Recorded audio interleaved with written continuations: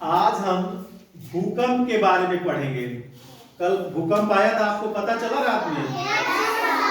रात में 11:30 बजे क्या आया था? भूकंप आया था। देखो यहाँ पे लिखा है भूकंप। भू माने होता है पृथ्वी, भू का मतलब होता है पृथ्वी, और कंप का मतलब होता है कंपन करना। क्या होता है? कंपन करना। तो जब हमारी पृथ्वी, हम लोग पृथ्वी पे रहते हैं ना, पृथ्वी जब कंपन करने लगती है, हिलने लगती है, तो उसे क्या कहते हैं? भूकंप कहते हैं।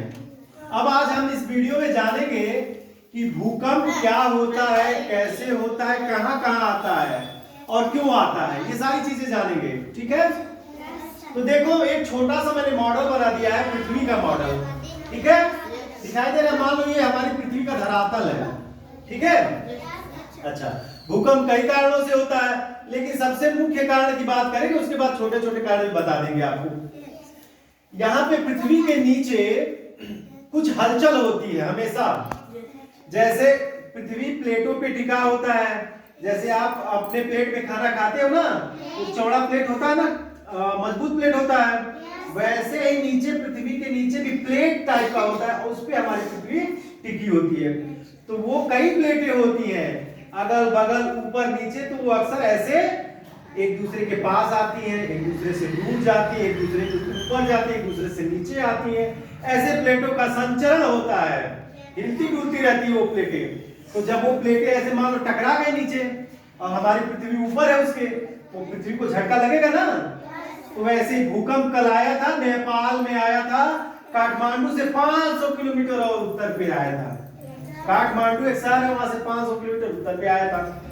अच्छा, भूकंप जिस जगह पे उत्पन्न होता है, मान लो यहाँ पे भूकंप उत्पन्न हुआ, उस जगह को क्या कहते हैं? भूकंप मूल। क्या कहते हैं?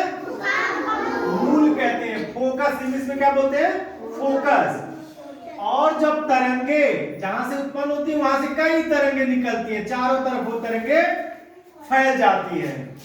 भूकंप की तरंगे चारों तरफ फैल जाती है। तो जो तरंग सबसे पहले पृथ्वी पे पहुंचती, धरातल पे पहुंचती है, उस जगह को, या जहां पे महसूस किया जाता है सबसे पहले तरंगों को, उस जगह को कहते हैं भूकंप अधिकेंद्र, या एपी सेंटर बोलते हैं।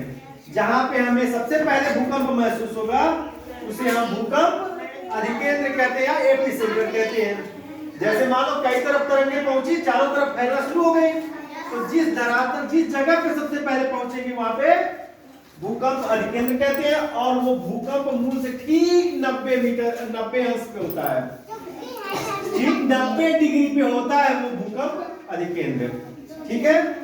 ये तो बात हो गई कि भूकंप कैसे उत्पन्न होता है और कहां उत्पन्न पहले पहुंचता है। अच्छा, ये जो तरंगे होती है, लहरें जो होती है भूकंप की जो चलती है, वो 3 तरह की लहरें होती है। कौन कौन सी? एक होती है प्राइमरी, प्राथमिक तरंग, दूसरी होती है सेकेंडरी वेव्स, द्वितीयक तरंग, और तीसरी का नाम है लव वेव। क्या है? लव वेव या लव तरंग। वो डॉक्टर एच.डी. लव के नाम पे उन्होंने उसकी खोज की थी, तो उसका नाम क्या पड़ा? लव वेव पड़ा। ठीक है? अब सबसे पहले हम लोग पढ़ेंगे प्राइमरी वेव्स। क्या पढ़ेंगे? प्राइमरी वेव्स या प्राथमिक तरंगे। तो प्राथमिक तरंगों की स्पीड जो होती है, चलने की जो उसकी स्पीड होती है, तेजी होती है, वो 8 से 10 किलोमीटर पर आवर की स्पीड से चलती है। कितने स्पीड से चलेगी? 8 से 10 किलोमीटर की स्पीड से चलती है। और तेज चलने के नाते यही सबसे पहले पृथ्वी पे पहुंचती है। समझ में आ गई बात? दूसरी होती है, सेकेंड होती है, आप लोग जान लीजिए, उसको कहते हैं सेकेंडरी वेव्स या द्वितीयक तरंगे। इसकी स्पीड होती है 4 से 5 किलोमीटर पर आवर की स्पीड से चलती है। ठीक है? और जो तीसरी होती है उसको कहते हैं लव वेव्स। क्या कहते हैं? Love wave. ये सबसे धीरे चलती है, सबसे धीरे चलती है, 1.5 किलोमीटर या 2 किलोमीटर की स्पीड से चलती है, लेकिन ये सबसे विनाशकारी होती है। यही पृथ्वी पे सबसे ज्यादा उत्पात करती है, इसी से सबसे ज्यादा नुकसान होता है, क्योंकि ये धरातल पे चलती है, हमारी पृथ्वी की सतह पे चलती है, और ये जिग जैग चलती है, टेढ़ी मेढ़ी चलती है। तो जब टेढ़ी मेढ़ी चलेगी, जिग जैग चलेगी, तो सबसे ज्यादा ब्रीथिंग यही रहेगी, सबसे ज्यादा खंभे गिराएगी, सबसे ज्यादा नुकसान यही करती है। तो आप लोगों ने समझा कि भूकंप कहाँ आता है और कैसे होता है। इसकी तरंगों के बारे में 3 तरंगे होती है, प्राइमरी, सेकेंडरी और लव वेव्स। ठीक है, कौन सबसे खतरनाक होती है? लव वेव, ठीक है ना, वो सबसे खतरनाक होती है। अच्छा, पृथ्वी पे अधिकतर 3 जगहों पे भूकंप सबसे अधिक आते हैं।